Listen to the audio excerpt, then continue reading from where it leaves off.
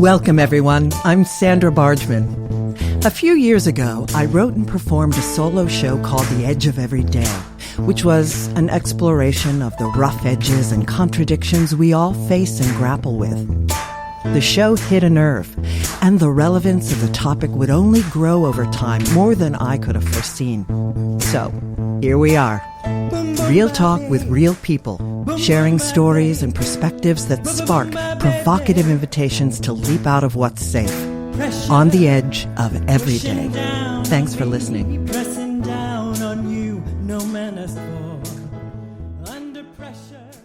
Hello, everyone. We are live in the hive. Thank you for joining me on this, the 9th episode of The Edge of Every Day, here on talkradio.nyc. And Happy New Year! New Year! Happy New Year! After a brief holiday hiatus, we are back on the edge with courageous conversations, and we are recharged to face what awaits us in 2022, hopefully.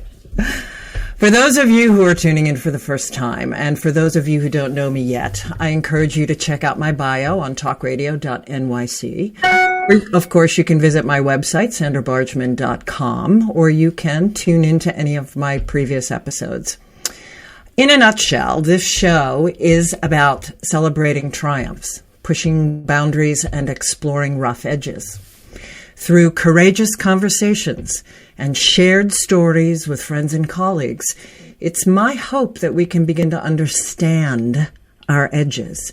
And what I mean by edges is those places where we're fearful, those places where we are resistant to change, those places where paradoxes and contradictions live in our beliefs and our understandings, both internally and collectively in the world around us. Those places we don't want to look at.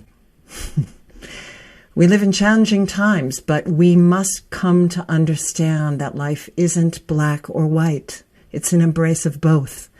And the more we recognize our own edges and get real about them, the more we can help others to do the same. And that, I fully believe, can help to change the world. So thanks for tuning in. And without further ado, it is time for me to introduce our guest this evening. Dr. Jane Galloway is a visionary leader, ordained pastor and doctor of ministry, professional recovery educator, author, and accomplished stage and screen actor. She is dedicated to building community and raising consciousness through art, psychology, spirituality, education, community, urban design, social justice, and critical thinking. She is a compassionate yet dynamic voice for equality and reconciliation in her community and beyond. Her passion is creating bridges between cultures and also connecting people to their own deepest calling. In her groundbreaking book, The Gateways, The Wisdom of 12-Step Spirituality, Dr. Jane presents the 12 steps of Alcoholics Anonymous squarely in the context of 21st century spirituality with breadth, skill, and sensitivity that helps readers of any faith or of none experience profound spiritual awakening. From California to the urban center of New York City, Jane is a leader redefining spiritual community. She's led communities in NYC and Los Angeles, California, is the founder of T.R.I.B.E, an acronym for transformation, realization, inspiration, belonging, expression. T.R.I.B.E launched in New York City and has expanded as an umbrella for social practice art beyond one city. Jane states she has come to believe that artists are uniquely positioned to speak the world into a new reality. She says, we are all capable of being artists by intention, whatever our profession, creating the conditions for people to transform, first themselves, then the world. Welcome, Jane Galloway. Hi, thank you. Happy to be here. I am so thrilled that you have said yes to be on the show. Happy New Year. New Year. I'm looking at where you are. It's so fantastic. Now that is your what? Your salon? Or? My salon, yes. I've chosen to put that up. That is a picture of the plum. This is my transformed garage on my property up in the Catskills, which is where I'm tuning in from. But this is a virtual background. I wanted to put this up because I want to, totally. Whoa. But ultimately, I know, isn't it great? But ultimately, it's a green screen. Ultimately, I'm going to change some pictures potentially throughout tonight. But ultimately, my goal is to do the show from the plum when the weather is better. This is literally like another room in my house. But its inspiration was to be a quintessential salon space. For intimate gatherings of all kinds. Certainly for small weddings, which is one of the many things I do, and for small house concerts and friends of mine in the cabaret world who may want to come up and sing and perform, but also for a quintessential salon, meaning that it's based on the idea of the salons that started in the 16th and 17th century, where a female would be sort of the hostess, not a male. A female was typically in charge of the salons where, it was started on entertainment, but it really moved into these people coming for deep conversations about that we're doing now in the Edge of Everyday, about politics, about literature, about social justice, etc. So that was my hope for this. So it sounds fantastic, and it looks great. Gertrude Stein, of course, is well known for her salon in Paris and having so many fantastic. Yeah, it was about equality for gender and race, et cetera. Hence the women and really pushing and inviting the women into the conversations. Yeah. So just glorious, which is the focus for our evening. But I wanted to ask you: did you make any resolutions for this year? Is that something you do?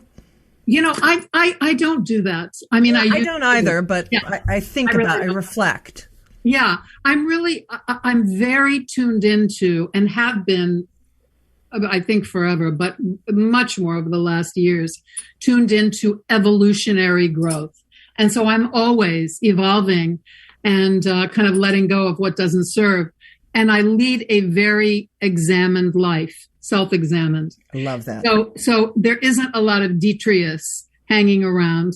I thought I was kind of thinking about how I would even describe to myself what this last year has been about. And I thought, wow, the art of the edit. I love it. That's great. Yeah. I'm so on board with that. Well, that totally goes in hand with, I wouldn't say mine is a resolution, and I have long given up resolutions too, but I do, like you, lead an evolved life, and I'm constantly, but because it's such a collective choice for a new beginning, at least we in the United States, it's this big oomph to re-examine and to reflect. I do indeed spend some time. And I just resolved this year, or this New Year's, that the thing that I most want to focus on is not wasting time.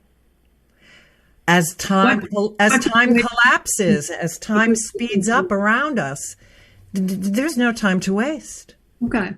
Not that I thought that I was wasting time, but it feels enormous this year that we are stepping into this new, evolution, a collective evolution. And there's no time to waste. There's no procrastination. There's no time to chit chat slowly. It's about forceful ideas and so that's interesting. I would say that I have become newly a fan of wasting time.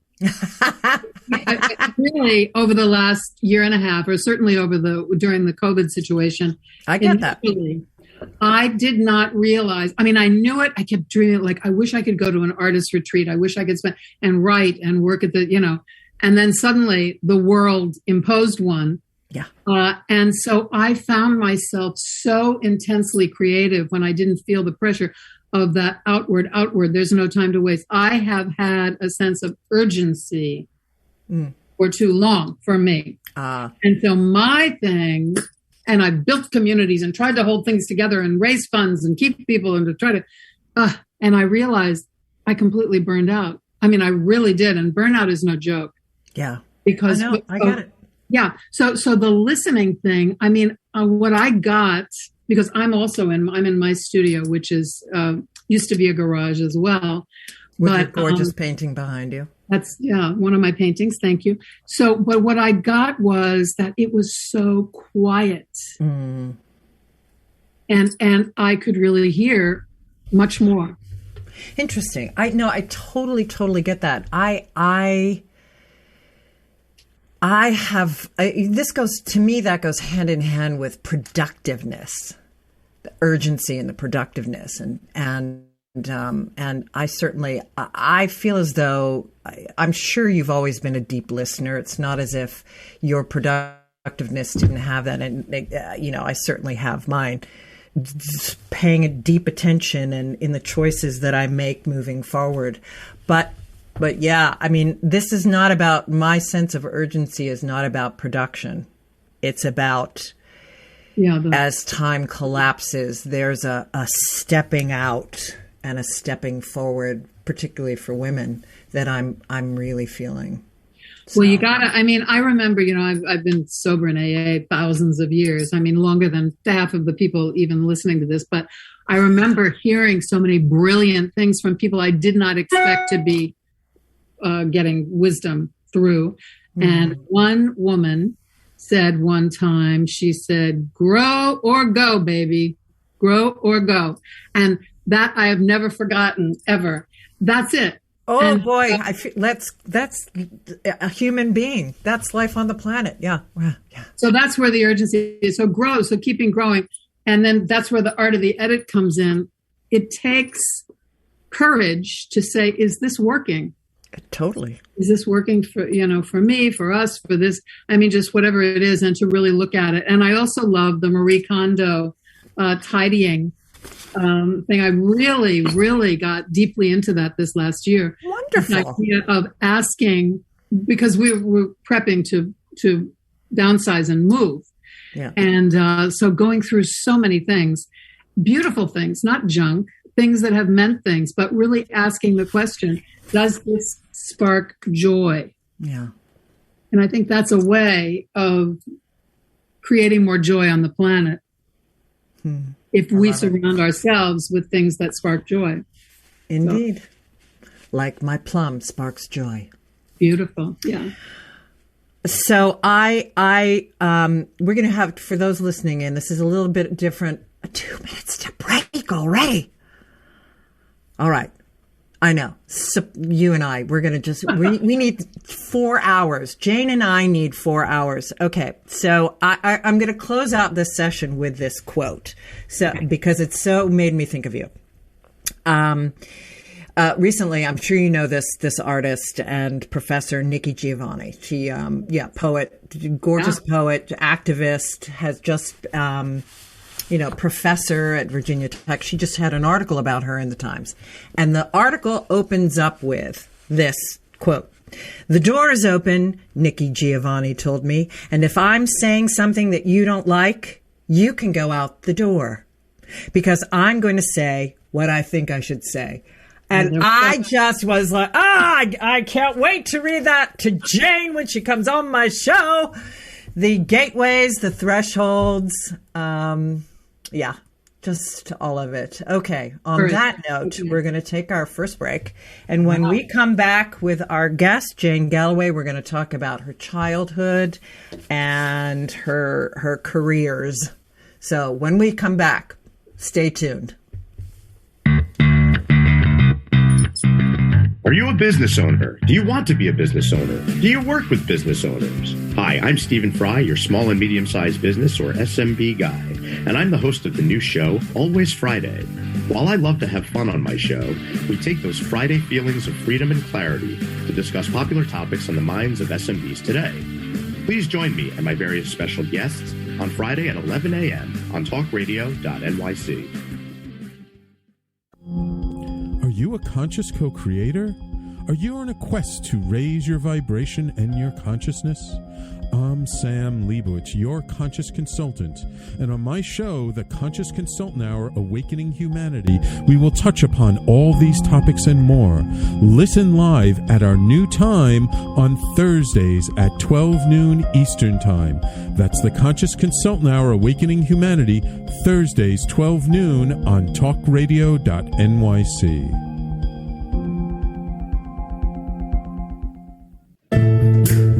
Are you on edge? Hey, we live in challenging, edgy times, so let's lean in. I'm Sandra Bargman, the host of The Edge of Every Day, which airs each Monday at 7 p.m. Eastern Time on talkradio.nyc. Tune in live with me and my friends and colleagues as we share stories and perspectives about pushing boundaries and exploring our rough edges. That's The Edge of Every Day on Mondays at 7 p.m. Eastern Time on talkradio.nyc. You're listening to Talk Radio NYC. Uplift, educate, empower.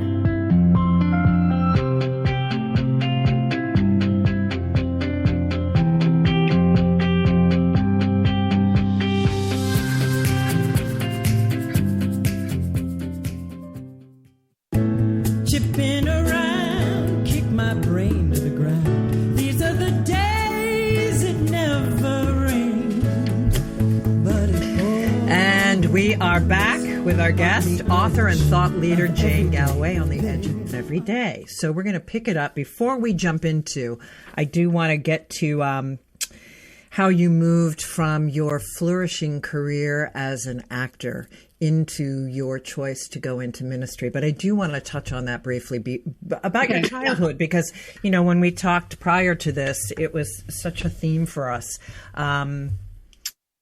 That's a long conversation, I think, possibly. But go ahead, ask. Oh, absolutely. So, yeah, I mean, we talked about childhood and what and your sense of what you wanted to do, and your relationship with your parents, and how supportive or non-supportive they might have been with you as a creative soul, as a empath.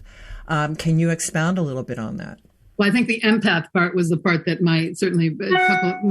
my mother didn't really get, but that's fine, because she was an utter extrovert and a major talent, as was my father. But really, after our conversation the other day, I realized, wow, I have never been one of these people who couldn't wait to be anything. I wanted to figure out my family, because there was a lot of really wild stuff going on. And I found the complete works of Sigmund Freud in my father's apartment when I was 8 years old, and actually tried to read it. So I thought this could definitely help my family. So, I mean, I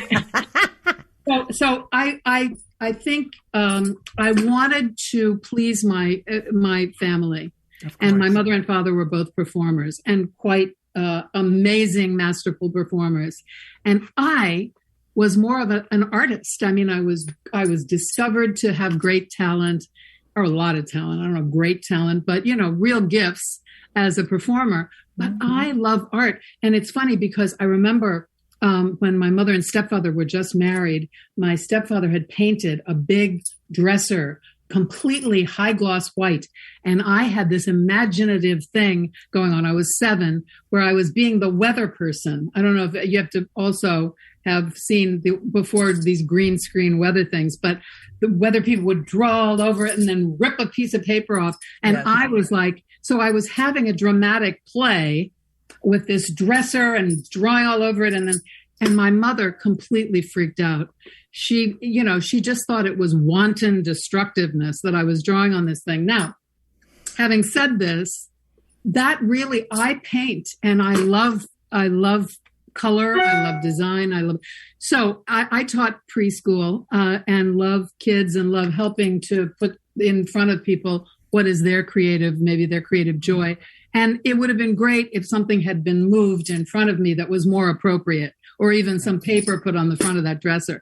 But I really, but the thing about leaving my acting career which I don't think you ever leave an acting career. I mean, it's so a part of who you are. Yeah, absolutely. And I have written a one-woman piece that you were at the first reading of, and is now in another iteration. And so about growing up in Jim Crow. So I don't really think I stopped pursuing that as my profession when the AIDS crisis happened in New York, and my friends were dying of AIDS, and no one was paying attention except those of us who were going to a memorial service every week. Right. And I couldn't take it. It was just so overwhelming, and I wanted to be of service. Yeah. And I began to volunteer, or to train to volunteer, for hospice at St. Vincent's Hospital, the no longer existent St. Vincent's. Wow, okay. And I met this wonderful Sister Patrice, this little Irish nun, who said, then I got a Broadway tour, a show that was coming back to Broadway. And I said to her, I don't know what to do. She said, no, you need to do this play. But she said, you will end up doing this work. And so that really was the beginning. I began to realize that I could help myself grieve, but also I have a gift for being with people in those in-between places. Yeah. And so I trained and worked in hospice, and hospice led to ministry. So that's really what it was. I was doing TV by then, and it was louder, faster, funnier, and all of this superficial stuff. And my friends were dying. And I couldn't take it. I mean, maybe that's the empath thing is.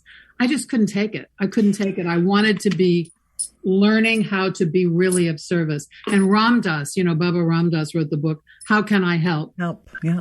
Really ask people, how can I help? And I think that by listening and being present in that way, so that ended up evolving into ministry. So, and I thought I was going into ministry to be a hospice chaplain. I later learned I was helping old thought forms to evolve away. Indeed.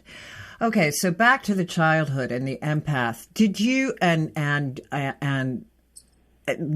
do you feel that you lived out moving forward into performing when you would have preferred, and you couldn't have articulated this as a child, but there was a sense of being rewarded. And you and I share such a trajectory, a similar trajectory. It might have felt a little different to us, but the sense of not being understood by the parents and feeling like you were the adult and that you could read them better than they could read themselves. But did you feel as though there was a reward for performing with your talents when they discovered that there was a sense of living out a dream and for a parent? I remember the moment because I was in a play. I was hoping to be a journalist. I was a budding journalist in high school and writing a fashion column. And my teacher said, "Did you ever think about being in a play?" And I was like, "No, I never did." And so he cast me in a play called Dear Ruth, which was an old, I guess a lot of high school. Anyway, I did a part in Dear Ruth. And, it was that wonderful feeling of having that big roll of laughter come from the audience. And I don't even know what I did, but, I have good comic timing. And thus the addiction to comedy. Oh, boy. I came home from the cast party early because I was actually kind of bored at the party. And I walked in. My mother and father were divorced when I was quite young. And they were amicable finally. But that had taken a lot of years. And I actually heard my mother on the telephone with my father. And she said, "Eddie, she's got it. She's really got it, Eddie." That was the moment. It was like that. How did you feel then? I mean, having been at odds with her and to have that kind of sense of recognition from the one that you were butting heads with. But it was, because I adored my mother too. I mean, I butted heads with her, but I now see her life as she was so much bigger than any paradigm the 1950s or 60s could give her. I mean, well, that's a show in and of itself. Yeah. What I would say is that it was really the two of them being on board in a collaborative way. Mm. I respected both of them amazingly in terms of talent. Yeah. And in terms of, I really I love music and I love singing. I'm a great choral singer. I had a lot of anxiety about being a solo singer, so I marvel at your shows. And I wasn't really strongly encouraged by either parent to pursue music. And that was interesting. So I saw that.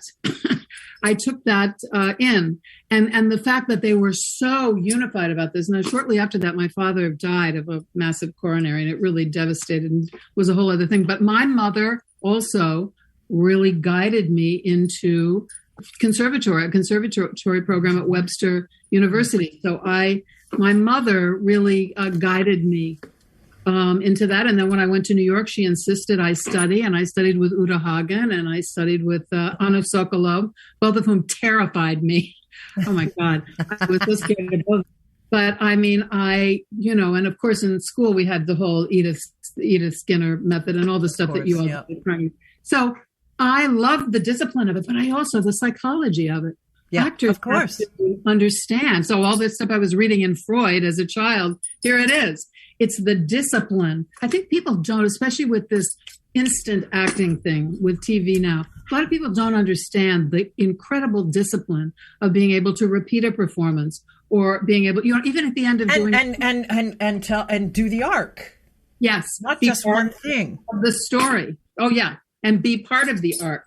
And also just really everyday things like, restore. I mean, you're doing a scene and you restore everything just naturally. That becomes a life skill. Yeah. Just restoring, putting things back in order. So I mean, studying acting was wonderful. And of course, I loved actors. And I began to work very early and went to Europe with the first company. And then, had a show that was quite a hit. When I was teaching preschool in the Village in New York, and I loved it so much. And I was so torn about leaving. It was really crazy because I was in a play that became the longest running off-Broadway play eventually. Yeah. But it was a huge hit, and it was a surprise to all of us. We worked so hard on it, and yet, here it was. So, So then I kind of rolled with the profession, and I've tried to, deal with staying on my own ethical center, because all kinds of stuff gets flying at you when you become the toast of the town. And a lot of it was stuff I didn't even ethically believe in, doing commercials for things that were just like, oh my God, I don't want to so it was an interesting time for me. It was a lot. Well, we're so similar in the whole sense of this desire to be present to that and to glean all of the know thyself that is at the heart of being an actor. And all in psychology and all of those skills. And yet there's also the portion of the business that doesn't translate into the service element that I clearly was always, that it shows up as boredom at the party, boredom. And, I don't want to say boredom because I don't want it to feel like a put down, but indeed it was boredom. And occasionally, and impatience with, and the whole 9 yards. So I can understand, and relate to those feelings. And how do I translate all of that? When I love doing this, and I love some of the elements, but I also want to be in service over here. I used to watch people because I was involved politically too during those days, because it was the anti-war thing, and I, met Jane Fonda and various people who were very active with their acting careers, but also doing political work. And it was at a time when people were really needing to make some kind of statement. I kept thinking, I don't know. I mean, I guess the thing is, the paradigm for all of that is that once you become an entity, then you can speak out or something. But anyway, yes, but the service element was key. Indeed. And you are a servant leader through and through. Yeah. And on that note, we are ready for another break. We will get to your book. Okay. Hopefully. I'll show it to people when we come back. And we'll get to your book. And I want to get into the creation of...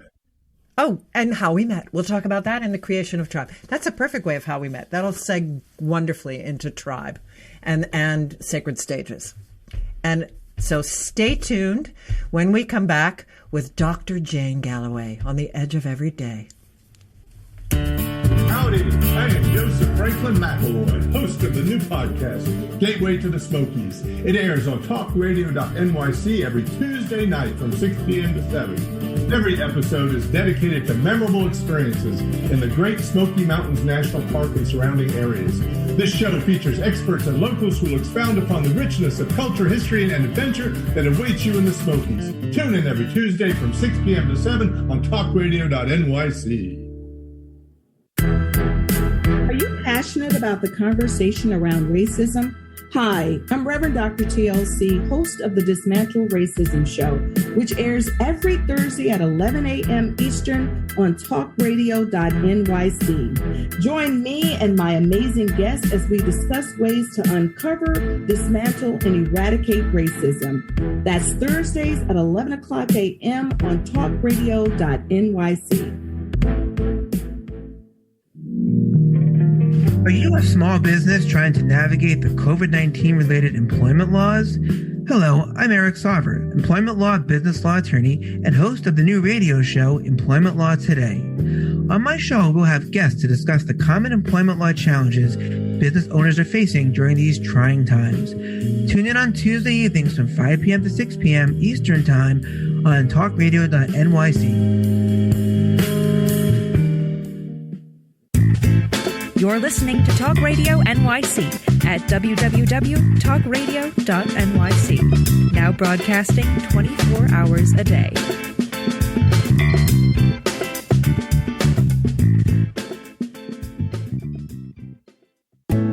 Chipping around, kick my brain to the ground. These are the days it never rains, but it pours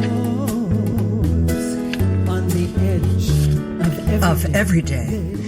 We are back with Jane Galloway on the edge of every day. So Jane, how let's talk about real quick how we met, because it segs in so beautifully into your creation of Tribe and my creation of Sacred Stages. So it's about 10 years ago now. Yeah. 11 years ago. Right. Amazing. And it was through Jack, correct? I think so. It was on Facebook, and we were both friends with Jack Kafari. And yeah. Hi, Jack, if you're listening in. Hi. We're thinking about you. Yeah. And he said to both of us, knowing us both well, right. You two need to know each other. You are like on the same trajectory. It's a must. And we reached out to each other, and lo and behold. And then I reached out to you. I was in need of a new apartment, and you hooked me up with an apartment that was being renovated in your building in Harlem. And Jane had been working and living and making great waves in Harlem. And she brought me into the building. And boom, 10 days later, I moved in and we were neighbors. It's so great. It was glorious. And great. And you're still there. You still have the apartment? I'm still there. I'm still in that building. And I adore it. Not in the exact same apartment, but... No. Yeah, you moved across the hall. It's still up a lot of stairs. Here's my book, The Gateways, The Wisdom of 12-Step Spirituality. And, you can get it on Amazon. I think Jack actually is part of that, too, because he wrote a wonderful blurb for it. Oh, great. Isn't that great? Yeah. Really, the idea was that a member of the spiritual community that I and some others birthed out of the ashes of a previous experience said to me one day, you can teach so many things. I never knew there's a little shade in this comment, but that's okay. We have edge here. It's called the edge of every day. You can teach so many things. We want to know what works for you. And so I was like, oh, well, that's easy. It's the 12 steps plus all of these other psycho-spiritual things I've done all these years, including the Jesus path. And she said, write that. We need that. So it began to write me. And, I made it very technicolored and beautiful and showing a lot of different. Yeah, I purchased one when it came out. I was just showing the folks. Yes, of course. I mean, I tried to make it kind of, this is a journey that transcends. I think it's really a great journey, a ladder for transformation. And it's one tool. And it does not use language of the patriarchy, which I think is ever present in so many things. Bell Hooks just made her transition who made such an impact on me. And she talked, I wrote this down and have it here. She said, what we really are needing to move out of primacy is the imperialist, white supremacist, capitalist patriarchy. And so I would say, really, Amen.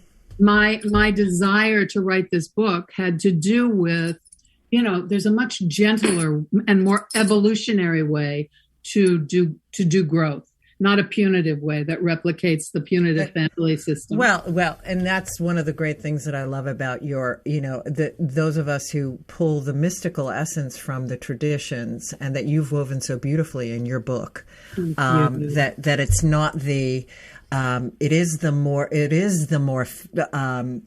unified, feminine, and loving each of the traditions. Not the punitive, not some God screaming and yelling, and patriarchal understanding of that was, if we're going to understand our place in history, where it arose, where each of these traditions arose in history, we understand why they had that then, but what you've pulled out and what I've pulled out and what hopefully people who read your book are going to pull out is that there's a more mystical understanding, including the 12 steps. Yes, absolutely. And, the thing is also, people who become addicted, the society is so addicted, are unbelievably creative. Dear Lord. Yeah. Unbelievably Well, this creative. is what I was talking about, wanting the combo, the triangle of addiction with creativity and artistry and spirituality and just those connections. It just turns on you at a certain point sometimes. And if it does, then there are ways to go deeper into the spirituality and realize, and they say in that program, we were searching for spirit, capital S, through spirits, small s. I look like I'm doing sign language here for some Works for me. Well, I think I have a song about that. They don't call it spirits for nothing. Oh, Remember that too? Yeah, I do. That I wrote. You can find on YouTube, everyone. They don't call it spirits for nothing. And it pokes fun at that whole, a little gin to go within, some holy water to absolve you of your sin. This relationship of spirits with spirit and with, and our understanding as actors and artists, the connection with spirit as well. Right. And, the pulling of the understanding the depth at the center of those, as I always say, know thyself, the Greek maxim, know thyself. That's at the heart of those. You want to say a little bit about Tribe? I do want you to say something about Tribe. I just want to say that I'm so grateful to the people who were part of Sanctuary NYC, who really helped me birth this idea. And part of it had to do with really trying to figure out, okay, what does a community of spirit do without all of the doctrine? Because I find doctrine and duality and all this to be so death dealing. Well, you can't create community with that. Well, the way community is created through that is through rules and one leader. Somebody who's at the center of all that, not a servant leader. No, the group serves the leader, not the other way around. So it was really about exploring the sacred role of the artist. I have really understood this for years through a lot of reading and stuff. And really understanding that to be what the transformational art is, creating catharsis. The Greeks created catharsis for the audience to have an aha moment and heal. And this is what we need now. So anyways, transformation, realization, inspiration, belonging, expression, a community, an umbrella under which all of those things can happen. So it's a kind of a free floating idea. And I'm grateful for the idea of it. I'm also almost completely through a coaching program at the Institute for Integrative Nutrition. And this really pulls together all of my stuff because I think the body, mind, spirit, I was very strong on the mind and spirit part and always pursuing these body things. This institute is fantastic. Great. And it really, so that all goes together with Tribe. And really it's an idea more than a place. Yes. Excellent. It's like Sacred Stages, my Sacred Stages. Right. So talk about Sacred Stages. Well, just real quickly, and I want to read, I'll talk about Sacred Stages, but what I would, if we have any time left in this break, but I want to focus on this because it so supports what you mentioned this on your website. I scoured your website in preparation for this. And you, of course, we've had conversations about this, but I didn't know that you had referenced it on your website. And I love it because it's one of my favorite books too, The Way of the Actor by Brian Bates. And this is what his, in the synopsis. For thousands of years in traditional societies around the world, actors were seen as the guardians of intuitive wisdom, and the way of the actor was a path to knowledge and power. Brian Bates believes that this is still the case today, that actors fulfill an important function in our culture as modern-day seers and shamans. That's it. And that was what I reconnect. That was a favorite book, of course, that I had in conservatory, and really came to me when I was getting the idea when I was in seminary for Sacred Stages. So you had that in conservatory, that you were exposed to that idea? That's fantastic. Yeah. And of course, on the way through the self-help section. Well, I don't know that everyone was walking around going, I'm a shaman. I was, but we did get that book in conservatory. Oh, it's cool. It's cool. It's fantastic. And I reconnected to it and all of the roots of spirituality and how they connect with the roots of acting in, ancient Greek days and it was believed that they were channeling the gods and the goddesses. And this made great sense to me when I was trying to figure out, as I'm studying all these great world traditions, and I've all my life loved going to, I was a part of the Christian church, but I walked away from the organized religion when I was in high school. I mean, I just got that it wasn't for me. I loved the foundation. I loved Jesus. I loved the teachings. I loved the music, the ritual, the costuming. It was theater. Right. And I loved going to other churches and I was attracted to other cultures in a way that was not a part of my family. I was very open to that. So anyway, long story short, I'm in seminary, and where am I going to go to have an expansive experience if I'm not a part of any organized religion? This was really something I needed to take a look at. And of course, I was very into earth-based traditions, and I still am. And I can go out into nature, but where am I going to build community? And I had this flash of the stage as an altar. And that theater was my church.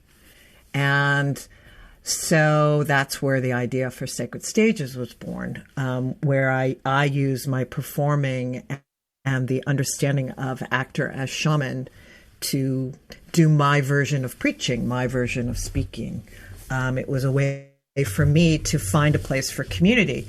And this is such a great place. We're going to have to take a break, but what you and I have talked about community, and you talk on your, and I've built my salon to explore community. You talk about redefining community on your website. And I loved the notion of redefining what community is. And I'd like for us to spend some time, if we can, in our next break, or our next section, our last section. And then I want to get into what we are potentially creating. So that's what we're going to focus on when we come back from our break with Dr. Jane Galloway on The Edge of Every Day. Join us every Tuesday at 4 p.m. Eastern for The Mind Behind Leadership, where we focus on what leadership really means to us and to others. We have practical discussions with the CEOs of some of the world's largest companies, owners of small businesses, and experts in psychology and behavior to get that inside track, what to do, what to avoid, and what really happens. Join me, Graham Dobbin, at the new time, 4 p.m. every Tuesday for The Mind Behind Leadership, here live on talkradio.nyc. Hey everybody, it's Tommy D, the nonprofit sector connector, coming at you from my attic. Each week here on talkradio.nyc, I host the program Philanthropy in Focus. Nonprofits impact us each and every day, and it's my focus to help them amplify their message and tell their story. Listen each week at 10 a.m. Eastern Standard Time until 11 a.m. Eastern Standard Time right here on talkradio.nyc. Calling all pet lovers. Pet Avengers, assemble! On the Professionals and Animal Lovers show, we believe the bond between animal lovers is incredibly strong. It mirrors that bond between pets and their owners. Through this program, we come together to learn, educate, and advocate. Join us live every Wednesday at 2 p.m. at talkradio.nyc. You're listening to Talk Radio NYC at www.talkradio.nyc. Now broadcasting 24 hours a day.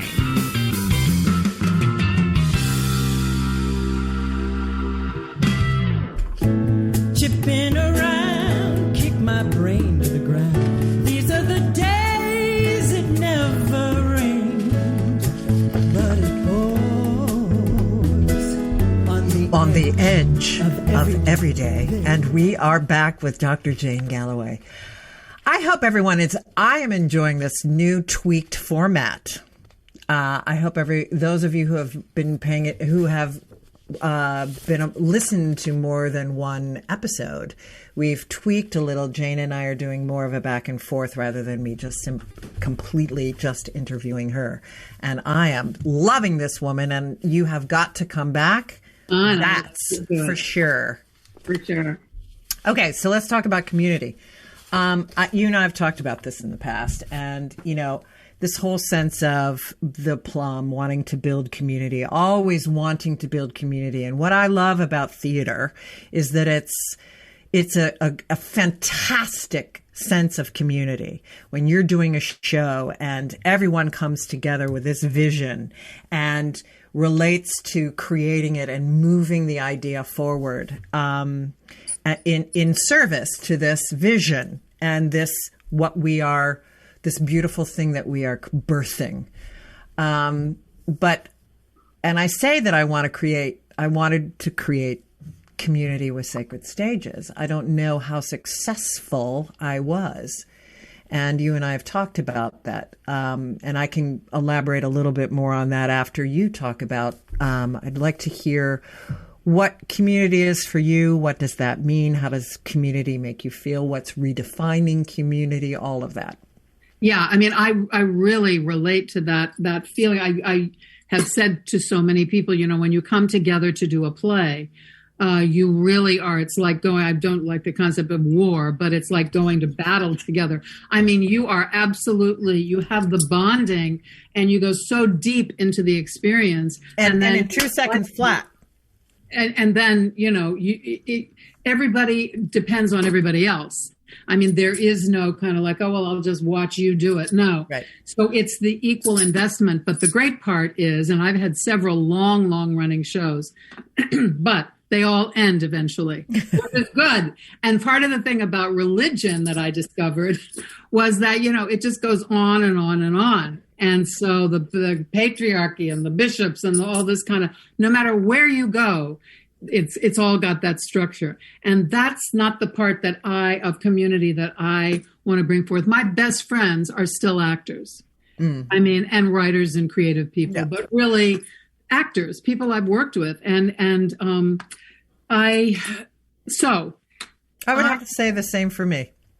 Yeah, I would say I have been, this image keeps popping up, so I'll say it quickly. I remember when I was little at my grandmother's house, I somehow found these little round discs with a hole in them. They were wood. And I said, let's start a club. And so I had these, and we got things to put through them to wear around our neck. And my friend Jiggs O'Toole, who was like my neighbor. Oh my God, what a great name. But, other kid, there were like 4 of us. And I was like, okay, let's do our club. And the thing was, I could not. It was really like herding cats. And so I always think of that thing when I think of some of the spiritual communities too, because creative free expression is so important to me, but the discipline we learn in the theater makes the theater work. Yeah. And in spiritual communities, I mean, it is fluid to a point of insanity. Well, and everybody's got different ideas of why they're doing or what they're doing it. I'm not interested. My thing is really a dedication to what we know can be this point of transformation. So you know what occurred to me as you were describing all this earlier was just the idea of maybe I have run into a thing through all of my years in the theater, and I've had some wonderful successes on Broadway, off Broadway, TV, film, all of that. But many actors say, oh, yeah, I'm not a teacher. Don't use this to teach. And playwrights will say it's a little too teachy. I think there's something in really talking maybe on a forum, some forum with artists about teasing out this sacred role. Because a lot of, I think we're in such a new time. Oh, absolutely. As a world. And I think plenty of people who would love to step out of the ego of it and into more of that I think that they would really, really jump on that idea as opposed to yank them out of, all of the things that we discovered that bored us, that made us feel as though we wanted to reach to something else that happened. And also as a woman, I mean, I think that part of the thing, and also because we're both women, and I certainly, the role. I play one on TV. I played one on TV too, many times. And some of the parts, here's the thing, these stereotypes, and, Me Too doesn't even scratch the surface. I mean, the whole industry is one that really is, about power and control, really. So all of these creative people are part of that. And then how do we lose that in the process? I think the thing of really, you asked earlier about why did I leave the theater? Part of it was I was so bored with the roles I started to get. The minute I turned 40, I was like, what is this? Yeah. I mean, they were laughable stereotypes of some guy's idea of what a woman was. And it was really. Have you seen that Gina, League of Her Own, Gina Davis? She's got an institute. She has a documentary about this. She does, and she very much on her. Yeah, very much. Oh my gosh, it's Davis is shockingly informative. Head on, right? Yeah. So that the thing is, I wanted to experience life, and I have really experienced life. I have learned, and I hate to draw a binary comparison like this, but what I have learned is that the generosity and real sense of mission of most actors and theater artists I know is greater than ministers I have met. Fascinating. I don't think the context feeds it. I think there is somehow, whatever it is, ministers, and I mean ranging from very traditional to interfaith to, all kinds of very free forms. I completely not that sense agree of with you. The mission of coming together to do this sacred thing together. There's still something that there's so that doesn't interest me anymore. That kind of form. But what interests me is these amazing people who are still doing this. Yeah. I think yes, I agree with you that everybody, so many people I know in the theater would, I think, love to they would jump on this. Absolutely jump on it. Ego and competitive. To reconnect them if they've lost it to the nobility of it, to the spirituality of it. And indeed tease it out of the circus that it can be in today's world. Anyway. Right. I want to segue away from that. That's a great idea. I think we should definitely talk about that fully. But with what time we have left, I want to talk about where are we going? What's the future holding? What is the future holding for you in general? How do you hope to address it? What's next for you? What are you envisioning? Well, as I said, I did pull out my this one woman piece I wrote. And it's really about growing up in Jim Crow, kind of with a voice of Scout, in To Kill a Mockingbird, kind of observing all this. I began writing about St. Louis from that perspective a number of years ago. And when I developed the piece, I jumped into it after Ferguson happened, and I wrote and wrote and wrote, and it got way too. I loved your blog on this. Talk about a little bit around that, because it's so about women's issues right now, and women being honest, and women's voice, and AKA their truth, your truth. Talk about what you said about asking for too much input and having it go in a direction that maybe.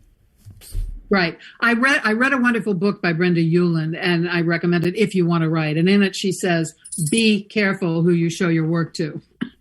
And I became a bit insecure about the work. Now, I want to I've had some thoughts beyond that blog, actually, because I was directed in a whole other way. And I really had to defend my own idea. And I lost interest. I lost the through line, I thought. Yeah. I pulled it together. I put it in there. I felt it was important to talk about it. It was really a cautionary tale, this piece, initially, trying to say, people, this is what's going on now. Weirdly, when I went back just to let you know, we're at 3 minutes. Okay. When I went back to it, I realized, wait a minute, there's a through line in there. And I needed to let it gestate. Yeah. And so I tweaked it somewhat, but the stuff that I was told to remove was right to remove. So I went back to it the other day, or a couple of weeks ago. I've shared it now with a director I've worked with, someone I love who's so smart. And I'm going to be very careful. My whole idea, back to servant leadership, is this.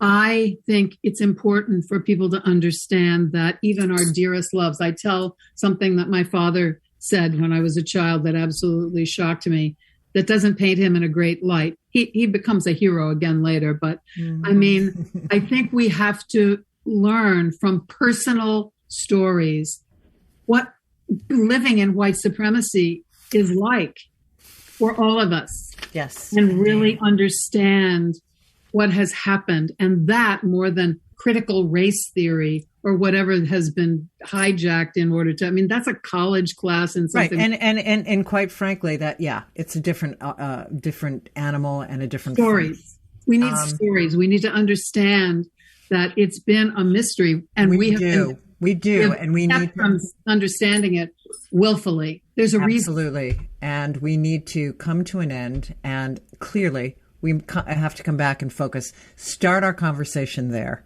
Okay. And by the next time you come back, you will have maybe written more. Anyway, it's Jane. You can find Jane Galloway, janegalloway.com.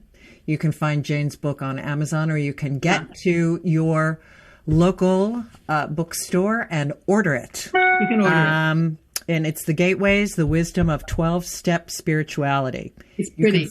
It's fantastic. You can find me at sandrabargeman.com, and I'm going to leave us with a little poem from Christopher Logue. Come to the edge, we might fall. Come to the edge, it's too high. Come to the edge, and they came, and he pushed, and they flew. Jane Galloway, thank you so much. Well, I can't wait to have you back. We're going to schedule it ASAP. Can't wait to and and we've got lots to talk about. I'll talk with you afterwards. Great. I want to thank everyone for listening in. Thank you for being here on the edge every day. Thank you so much for joining us. Remember, next Monday at 7 p.m. Eastern Standard Time. Happy New Year. We're always at the edge of the miraculous. Good night, everyone. Thanks again, Jane Galloway. Thank you. This is our last dance. This is our last dance. This is ourselves under pressure. Under pressure. Under pressure.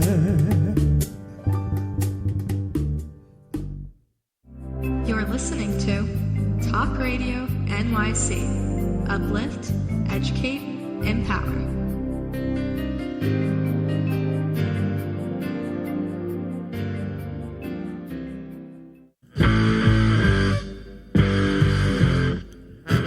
Do you run or are ready to open your own business? Hi, I'm Jeremiah Fox. I've been operating and opening small business for the last 25 years, and I'm the host of the new show, The Entrepreneurial Web. Tune in every Friday at noon Eastern Time for insights and stories on the nuances of running small business right here on Fridays at noon, talkradio.nyc.